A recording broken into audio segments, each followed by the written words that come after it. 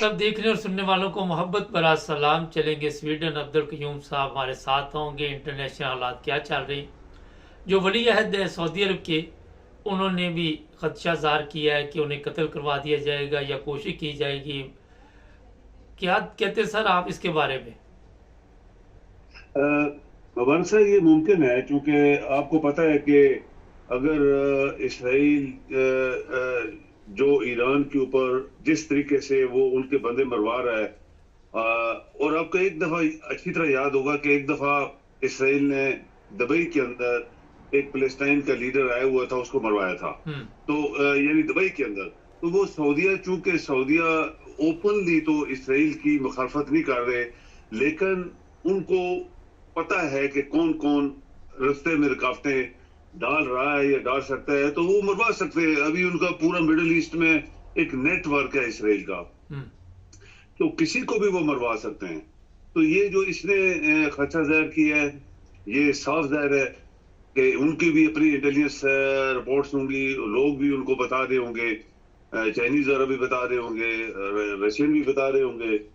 तो ये जो इसका खदशा जाहिर है, इसका कुछ भी हो सकता है। अभी देखे ना, अभी जो जंग, जैसे एक इसराइल का इतना एक बड़ा क्या कहते हैं दिलेराना इकदाम था कि उनका प्रेसिडेंट अचानक उसका हेलीकॉप्टर गिरता है, वो मरता है। फिर एक दूसरा वीआईपी किसी मुल्क का आदमी ईरान के अंदर एज ए गेस्ट आता है, उसको वहां मरवाया जाता है, ईरान के अंदर मरवाया जाता है।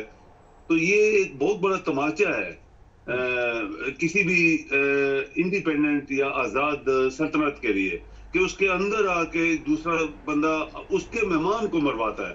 तो अभी ये जो तैयारी काफी दिनों से आपको भी पता है, और ये कोई ढकी छुपी बात भी नहीं है। ईरान ने एक बात की थी और उन्होंने एक सुर्ख झंडा लहराया था। वो कहते हैं कि ईरान की हिस्ट्री में जब सुर्ख झंडा लहराते हैं तो वो कहते हैं जंग अभी हम करेंगे, कुछ भी हो जाए।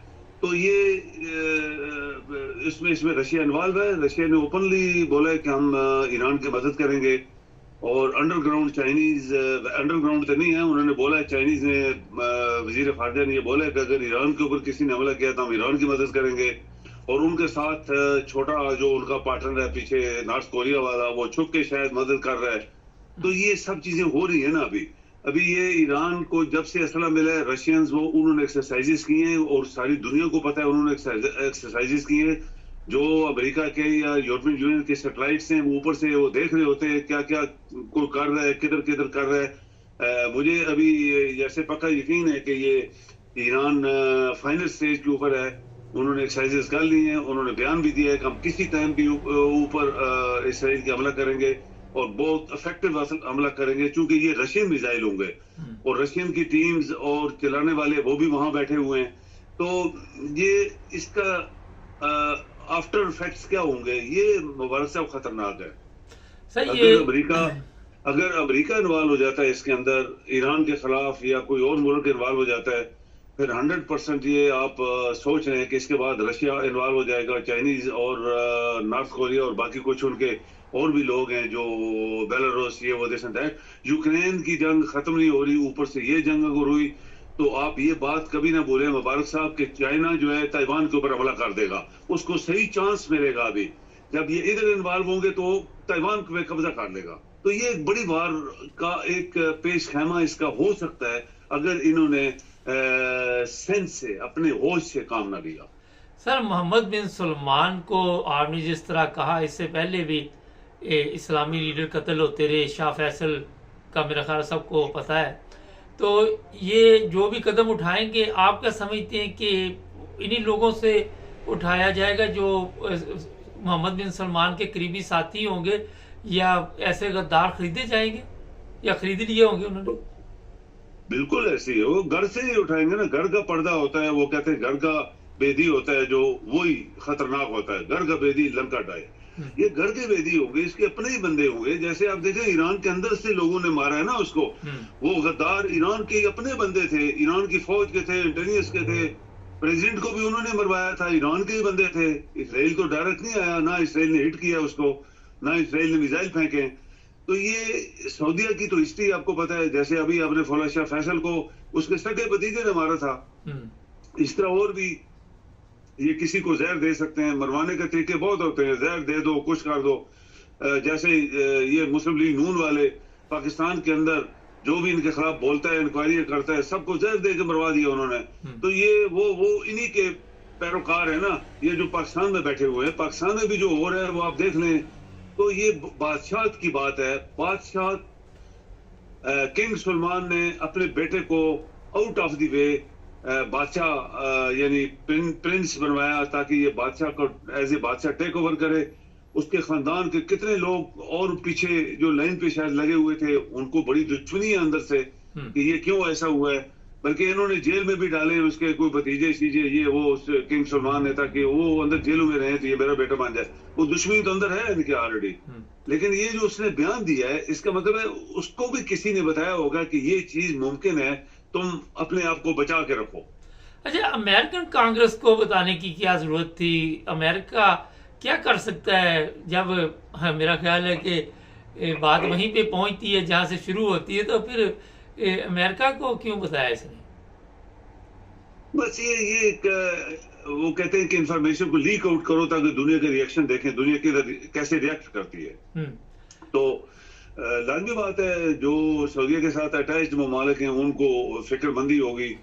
नया अगर बंदा को सऊदीया में बादशाह बन जाता है, किंग सलमान बीमार रहता है, अगर किसी टाइम मरता है, कुछ हो जाता है, नया उनका खानदान का बंदा बनता है, उसकी पॉलिसी क्या होगी, वो किधर लपकेगा।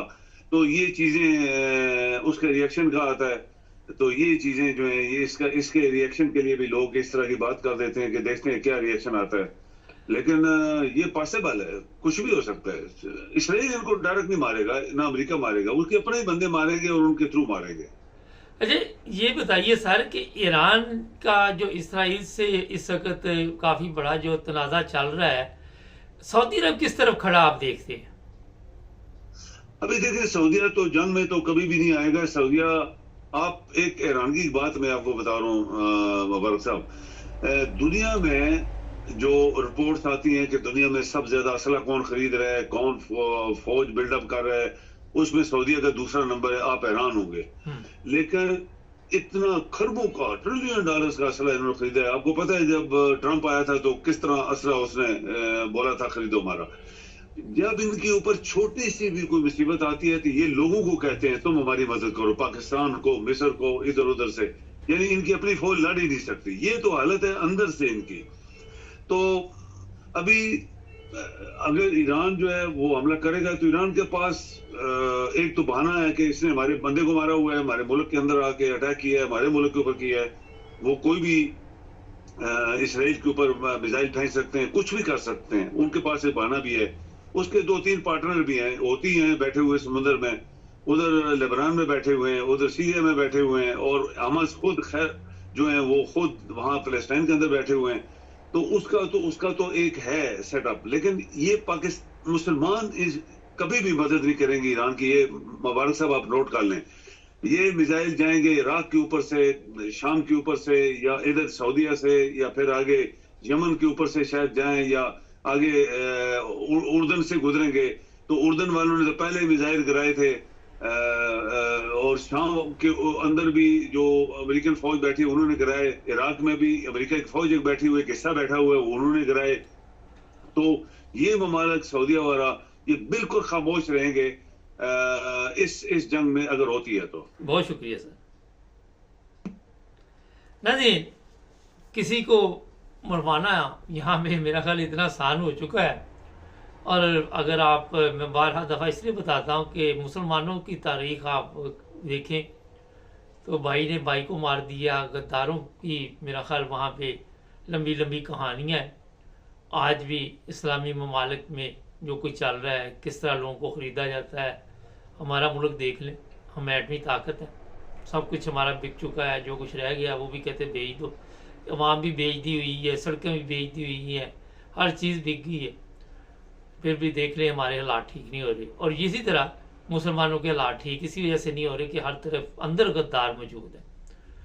अब देखते हैं क्या होता है। इस तरह का बयान तो आया है वली अहद का, आने वाले दिनों में पता चलेगा। जुड़े रहे हमारे साथ, हमारे चैनल को भी सब्सक्राइब कर।